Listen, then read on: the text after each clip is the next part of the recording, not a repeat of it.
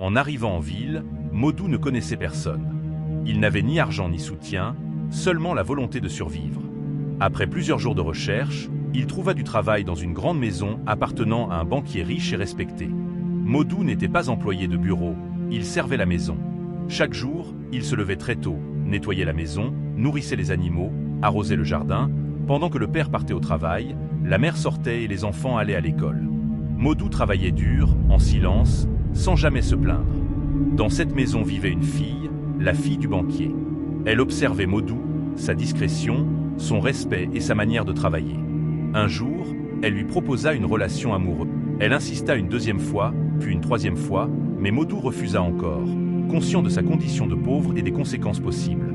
Blessée dans son orgueil, la fille changea de comportement. Dans son cœur, elle se dit qu'un pauvre comme lui n'avait pas le droit de la rejeter et qu'il allait payer cher. Un dimanche, alors que toute la famille était à la maison, sans école ni travail, Modou arrosait le jardin quand la fille s'approcha de lui. Peu de temps après, des cris retentirent. Toute la famille arriva en courant. La fille, en larmes, accusa Modou d'avoir essayé de la violer. Le père, furieux, regarda Modou avec colère et déclara qu'il lui avait fait confiance et qu'il avait trahi cette confiance. Modou tenta d'expliquer, mais personne ne voulut l'écouter. Sans avocat, sans parents, sans défense, Modou fut envoyé en prison. Les mois passèrent et Modou souffrait en silence derrière les barreaux. Pendant ce temps, la fille ne trouvait plus le sommeil, rongée par la culpabilité et par l'amour qu'elle avait caché. Un jour, en pleurs, elle avoua toute la vérité à son père, disant que Modou était innocent, que c'était elle qui l'avait provoqué, non par haine, mais parce qu'elle l'aimait profondément. La vérité éclata enfin et Modou fut libéré officiellement.